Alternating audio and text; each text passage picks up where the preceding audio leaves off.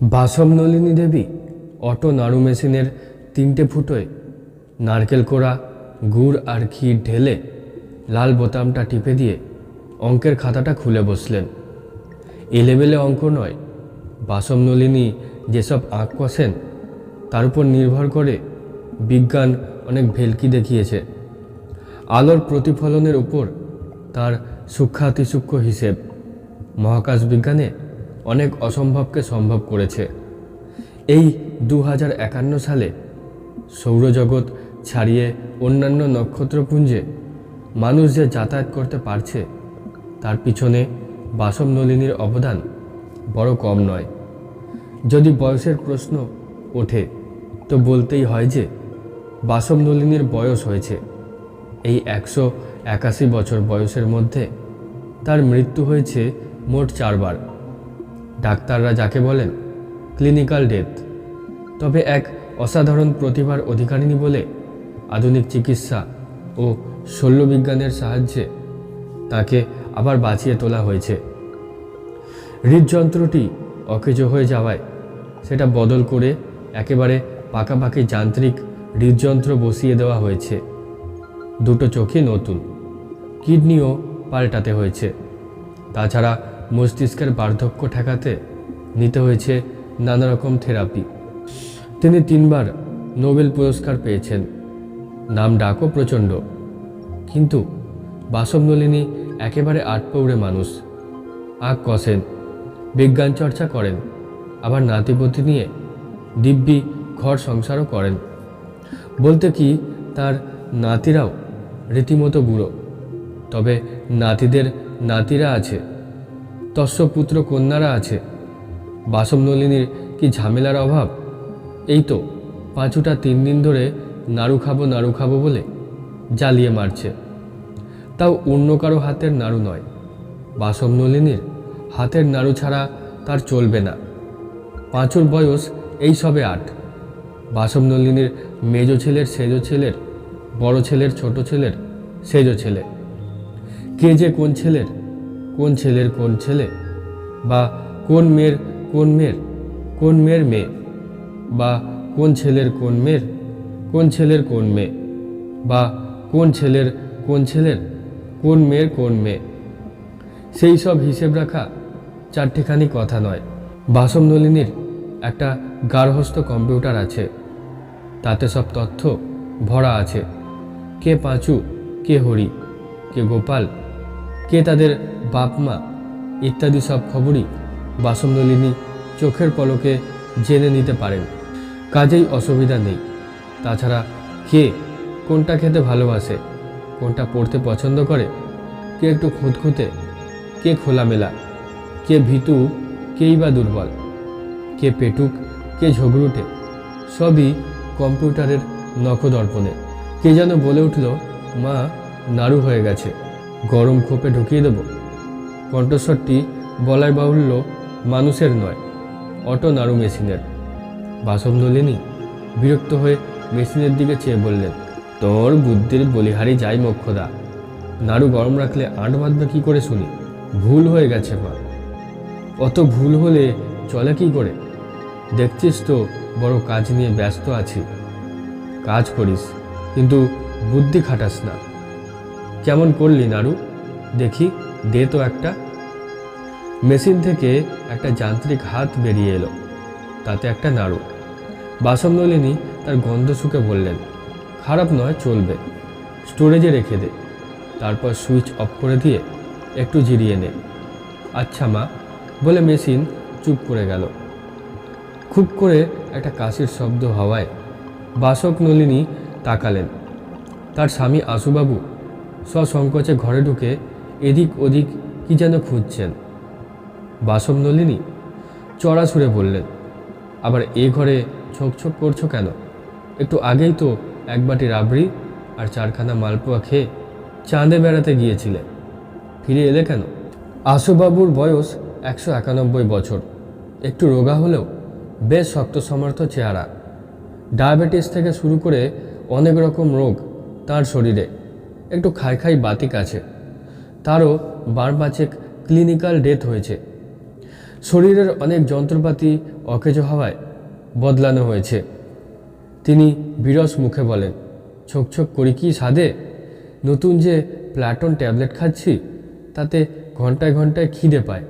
চাঁদে গিয়ে একটু পায়চারি করতেই মারমার করে ফের খিদে হলো। সেখানে লড়াইয়ের চপ আর ফুলুরির কাউন্টারটা আজ আবার বন্ধ। আন্ডারগ্রাউন্ড ক্যান্টিনে গিয়ে দেখি সিনথেটিক খাবার ছাড়া কিছু নেই। তাই ফিরে এলুম। বাসম নলিনীর করুণা হলো। মোক্ষদাকে ডেকে বললেন, ওরে বাবুকে কয়েকখানা নাড়ু দে তো। নাড়ু পেয়ে আশুবাবু বিগলিত হাসি হাসলেন। দুখানা দুগালে পুড়ে চিবোতে চিবোতে আরামে চোখ বুজে এলো। বললেন, তোমার হাতের কলাইয়ের ডালের বড়ি গতকাল খাই না, আজ রাতে একটু বড়ির ঝাল হলে কেমন হয়? বাসম নলিনী বিরক্ত হয়ে আঁক কষতে কষতেই একটা হাঁক দিলেন, ওরে ও খেদি, শুনতে পাচ্ছিস? জাইমা বলে সাড়া দেয়। একটা কালো বেটে মতো কলের মানবী এসে সামনে দাঁড়ালো। বাসম নলিনী বললেন, বাইরে কি বৃষ্টি হচ্ছে নাকি? খুব বৃষ্টি হচ্ছে মা, সৃষ্টি ভাসিয়ে দিচ্ছে। তা দিক, বুড়োকর্তা রাতে বড়ির ঝাল খাবেন, যা গিয়ে খানিকটা কলাইয়ের ডাল বেটে ভালো করে ফেটিয়ে রাখ, আমি 10 মিনিটের মধ্যে আসছি। খেদি চলে গেল। আশুবাবু নাড়ু খেয়ে 1 গ্লাস জল পান করলেন। তারপর পেটে হাত বোলাতে বোলাতে বললেন, নাড়ুগুলো খাসা হয়েছে। বাসম নলিনী অঙ্কের খাতাটা বন্ধ করে উঠলেন। স্বামীর দিকে চেয়ে বললেন, ঘরে বসে থাকলে কেবল খাই খাই করবে, তার চেয়ে যাও না, একটু দক্ষিণ মেরু থেকে বেরিয়ে এসো। আশুবাবু মাথা নেড়ে বললেন, দক্ষিণ মেরুতে ভদ্রলোক যায় কখনো? কেন, কি হয়েছে? সেখানে সামিট মিটিং হবে বলে ঝাড়পোঁছ হচ্ছে, লোকেরা ভারী ব্যস্ত, খুব কাজ টাজ লাগানো হচ্ছে, মস্ত মস্ত হোটেল উঠছে, অত ভিড় আমার সয় না, তার চেয়ে বরং আলাস্কায় গিয়ে একটু মাছ ধরে আনি। তাই যাও, কিন্তু সন্ধ্যে 7টার মধ্যে ফিরে এসো। এখন কিন্তু দুপুর 1:30 বাজছে। হ্যাঁ গো হ্যাঁ, রাতে বড়ির ঝাল হবে, আমি কি আর দেরি করব? আশুবাবু বেরিয়ে গেলেন। বাসম নলিনী গিয়ে খেদির কাজ দেখলেন। ডাল বেশ মিহি করে বেটে ফেনিয়ে রেখেছে খেদি। বাসম নলিনী দেখে খুশি হয়ে বললেন, এবার অটো বড়ি মেশিন দিয়ে বড়িগুলো ভালো করে দে, যেন বেশ ডুমো ডুমো হয়। দিচ্ছি মা। বড়ি দেওয়া হতে লাগলো। বাসম নলিনী জানালা খুলে দেখলেন বাইরে সাংঘাতিক ঝড় বৃষ্টি হচ্ছে। বাসম নলিনী ঘরের দেওয়ালের একটা স্লাইডিং ডোর খুলে কাঁচের ঢাকনাওয়ালা বড়ি বেলুনটা বের করলেন। এটা তার নিজের আবিষ্কার। বড়ি ট্রেটা বেলুনের ঢাকনা খুলে তার মধ্যে বসিয়ে ফের ঢাকনা এঁটে দিলেন। তারপর দরজা খুলে ঢাকাওয়ালা বড়ি বেলুনটাকে বাইরে ঠেলে একটা হাতল টেনে দিলেন। বড়ি বেলুন দিব্যি গড়গড় করে গড়িয়ে উঠোনে গিয়ে দাঁড়ালো। তারপর ধীরে ধীরে শূন্যে উঠে ক্রমে দৃষ্টির বাইরে হারিয়ে গেল। মাইল 5 উপরে গিয়ে বড়ি বেলুন স্থির হয়ে আসবে, ঢাকনা আপনা থেকে খুলে যাবে। চড়া রোদে বড়িগুলো 2-3 ঘন্টার মধ্যে শুকিয়ে মুচমুচে হয়ে যাবে। না শুকোলে বড়ি বেলুনের ম্যাগনিফায়ার রোদের তাপকে প্রয়োজন মতো 10 বা 20 গুণ বাড়িয়ে দেবে। 5 মাইল উপরে কাকপক্ষীর উৎপাত নেই ঠিকই, তবে আন্তঃমহাদেশীয় নানা উড়ুক্কুযানের হামলা আছে। তাদের ধাক্কায় বড়ি বেলুন বেশ কয়েকবার ঘায়েল হয়েছে। তাই এখন বড়ি বেলুনে একটা পাহারাদার কম্পিউটার বসিয়ে দিয়েছেন বাসম নলিনী। উড়োযান দেখলেই বড়ি বেলুন সাত করে প্রয়োজন মতো ডাইনে বায়ে বা উপরে নিচে সরে যায়। বৃষ্টিটা খুব তেজের সঙ্গেই হচ্ছে বটে। এরকম আবহাওয়ায় বাসম নলিনীর বাড়ি থেকে বেরোতে ইচ্ছে করে না। জানালার ধারে বসে কেবল অঙ্ক কষতে ইচ্ছা করে, কিন্তু বাজারে একটু না গেলেই নয়। অবশ্য ঘর থেকে অর্ডার দিলে বাড়িতেই সব পৌঁছে যাবে, কিন্তু বাসম নলিনী নিজের হাতে বেছে গুছে শাকপাতা কিনতে ভালোবাসেন। নিজে না কিনলে পছন্দসই জিনিস পাওয়া যায় না। বেরোবার জন্য তৈরি হতে বাসম নলিনীর 1 মিনিট লাগলো। একটা বাবল শুধু পরে নিলেন। জিনিসটা কাঁচের মতোই স্বচ্ছ, তবে এত হালকা যে গায়ে কিছু আছে বলে মনে হয় না। আসলে এই বাবল বা বুদবুদ গায়ের সঙ্গে সেটাও থাকে না। চারিদিকে শুধু ডিমের খোলার মতো ঘিরে থাকে। গায়ে এক ফোঁটা জল বা বাতাসের ছাপটা লাগতে দেয় না। বুদবুদ বন্দি হয়ে বাসব নলিনী বেরিয়ে পড়লেন। ইচ্ছে করলে গাড়ি নিতে পারতেন। তার গ্যারেজে রকমারি গাড়ি আর উড়ুক্কু যান আছে। রাস্তায় অবশ্য যানবাহনের অভাব নেই। পেট্রোল বা কয়লা বহুকাল আগেই ফুরিয়ে গেছে। তাই আজকাল গাড়ি চলে নানা রকম শুকনো জ্বালানিতে। এসব জ্বালানি ছোট ছোট ট্যাবলেট বা বড়ির আকারে কিনতে পাওয়া যায়। কোনো ধোঁয়া বা গন্ধ নেই, শব্দও হয় না। যাতায়াতের জন্য আর আছে চলন্ত ফুটপাত। আজকাল একরকম জুতো বেরিয়েছে যেগুলো পায়ে দিলেই জুতো নিজেই হাঁটতে থাকে। যে পড়েছে তাকে আর কষ্ট করে হাঁটতে হয় না। তবে বাসব নলিনী এসব আধুনিক জিনিস পছন্দ করেন না। তিনি পায়ে হাঁটা পথ ধরে বাজারে এসে পৌঁছলেন। বাজার বলতে বাগান, একটা বিশাল তাপনিয়ন্ত্রিত হলঘরে মাটিতে এবং শূন্যে হাজারো রকমের সবজির চাষ। ক্রেতারা গাছ থেকেই যে যার পছন্দ মতো আলু, কুমড়ো, পটল তুলে নিচ্ছে। শূন্যে ঝুলন্ত রাখে আলুর গাছ। এসব আলুর জন্য মাটির দরকার হয় না। শূন্যে নানা প্রক্রিয়ায় গাছকে ফলন্ত করা হয়। গাছের নিচে চমৎকার আলু থোকা থোকা ফুলে আছে। বাসব নলিনী কিছু আলু নিলেন, বেগুন, পটল, ফুলকপিও নিলেন। আজকাল সব ঋতুতেই সব রকম সবজি হয়, কোনো বাধা নেই। বাজারের ফটকেই ছোট ছোট ট্রলি সাজানো আছে। তাতে বোঝা তুলে দিয়ে কনসোলের মধ্যে নাম আর ঠিকানাটা একবার বলে দিলেই ট্রলি আপনা থেকে গিয়ে বাড়িতে জিনিস পৌঁছে দিয়ে আসবে। বাসব নলিনীও বোঝাটা একটা ট্রলি মারফত বাড়িতে পাঠিয়ে দিলেন। তারপর মেঘের উপর হেঁটে বেড়ানো একটু ইচ্ছে হলো তার। কোনো অসুবিধে নেই, উড়ন্ত পিরিচ সব জায়গায় মজুদ। তিনি সবজির বাজারের বাইরে উড়ন্ত পিরিচের গ্যারেজে ঢুকে একটা পিরিচ ভাড়া নিলেন। 5 ফুট ব্যাসার্ধের পিরিচটা খুবই মজবুত জিনিসে তৈরি। তাতে একখানা আরামদায়ক চেয়ার আছে, কিছু খাদ্য পানীয়ের একখানা ছোট আলমারি আছে, আর আছে একজোড়া হাওয়াই চপ্পল। এই চপ্পল পরে আকাশের দিব্যি হেঁটে বেড়ানো যায়। বুদবুদ সমেত বাসব নলিনী পিরিচে চেপে বসলেন। পিরিচ একটা দ্রুতগামী লিফটের মতোই উপরে উঠতে লাগলো। কিছুক্ষণের মধ্যে ঘন মেঘের স্তর ভেদ করে বাসব নলিনী রৌদ্রোজ্জ্বল আকাশে উঠে এলেন। চারিদিকে কোপানো মাটির মতো মেঘ। আশেপাশে অনেক পিরিচ ভেসে বেড়াচ্ছে, তাতে নানা ধরনের মানুষ। তাছাড়া বড় বড় উড়ন্ত কার্পেটে দঙ্গল বেঁধে কোনো পরিবার পিকনিকও করছে। প্রচুর লোক, উপরে নিচে সর্বত্র। মেঘের উপর ক্লাউড স্কিও করছে কেউ কেউ। হাওয়াই বুট পরে শূন্যে ফুটবল খেলছে কিছু যুবক। কয়েকজন যুবতী ভাসমান ফুচকাওয়ালার কাছ থেকে ফুচকা কিনে খাচ্ছে। পিরিচটা নিয়ে একটু এদিক ওদিক ঘুরে বাসব নলিনী তার বড়ি বেলুনের কাছে এলেন। বড়িগুলো প্রায় শুকিয়ে এসেছে, আর ঘণ্টাখানেকের মধ্যেই হয়ে যাবে।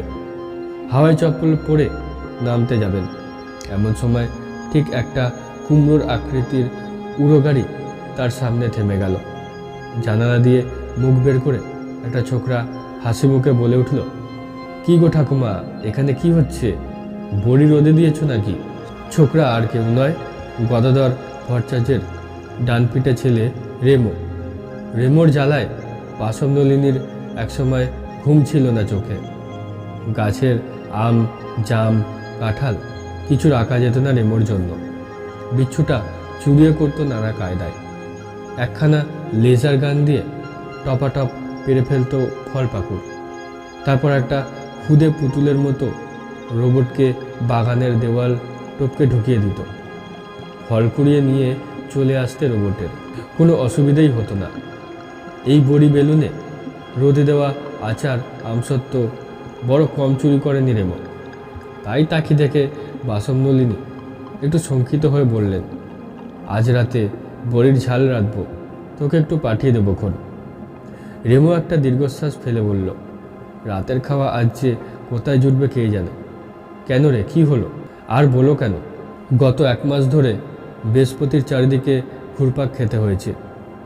আজ সবে ফিরছি। ফিরতে ফিরতেই রেডিওতে বদলির অর্ডার এলো।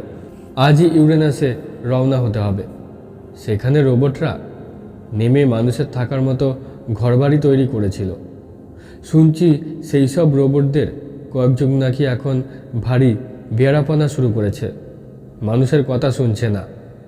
কয়েকটা রোবট পালিয়ে গিয়ে বিপ্লবীর দল গড়েছে।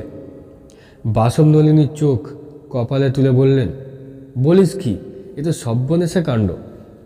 রেমো একটু হেসে বলল, তোমরা পুরনো আমলের লোক ঠাকুমা, এ যুগের কোনো খবরই রাখো না। তবে ভালোর জন্যই বলে রাখি, রোবটদের ঘরের কাছে বেশি লাগিও না।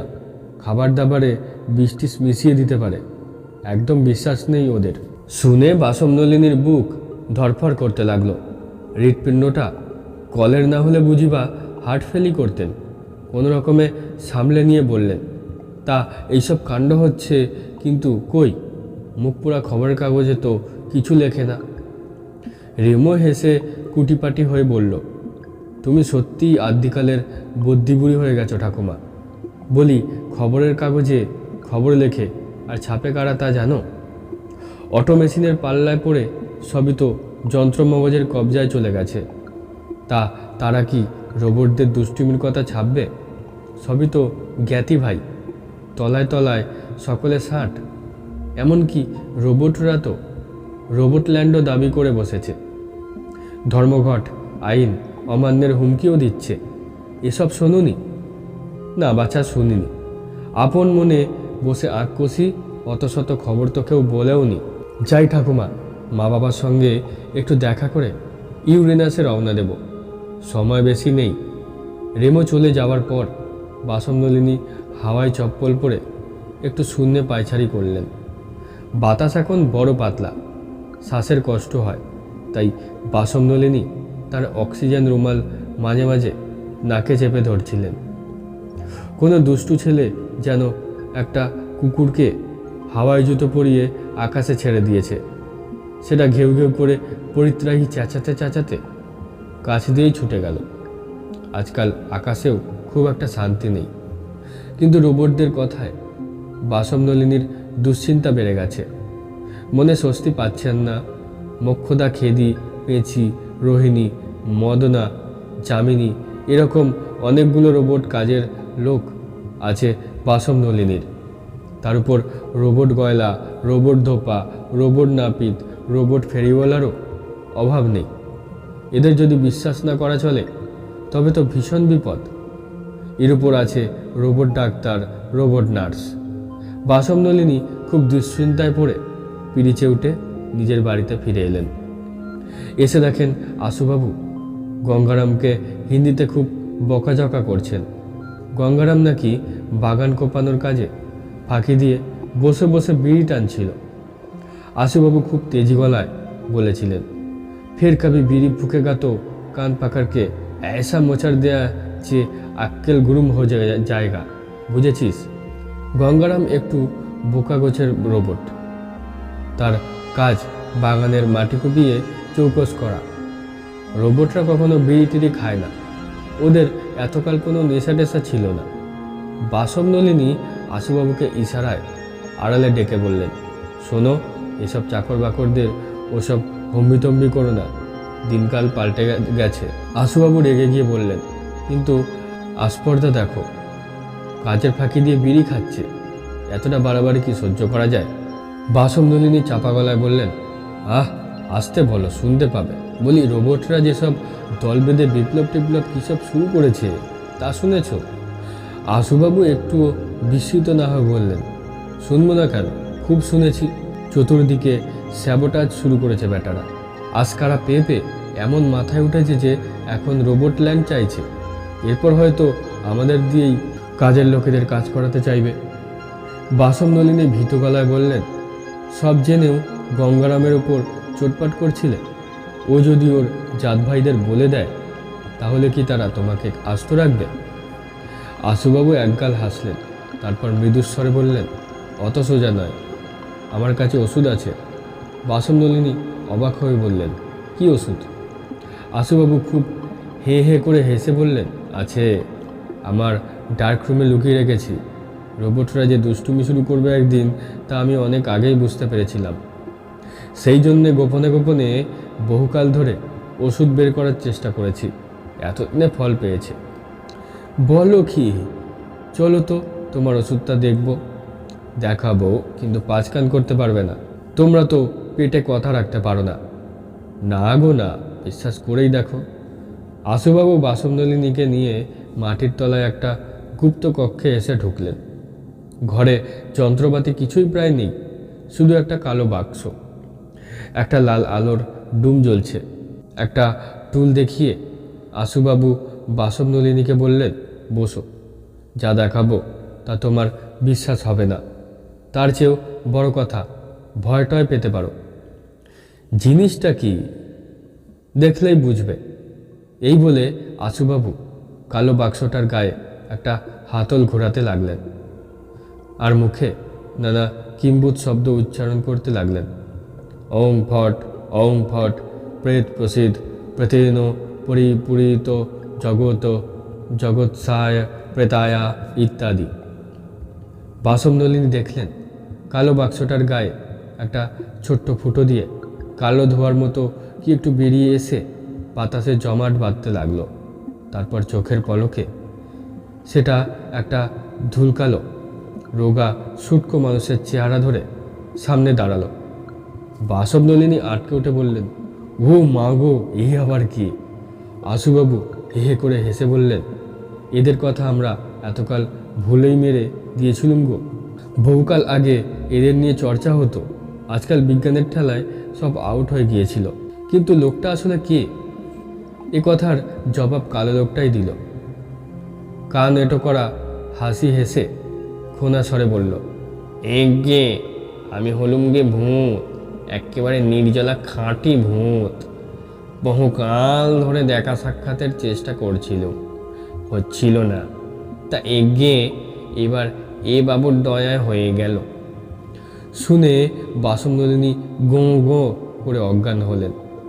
তারপর জ্ঞান ফিরে এলে অবিশ্বাসের চোখে চেয়ে রইলেন। ভূতটা তখনও দাঁড়িয়ে।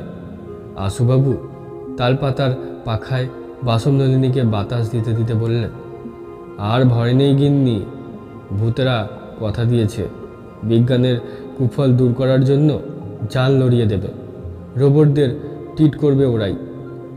কিলেভূতটা সঙ্গে সঙ্গে মাথা নেড়ে বলে, একেবারে বাচ্চাধনদের পেটের কথা টেনে বের করে আনবো, কোনো চিন্তা করবেন না।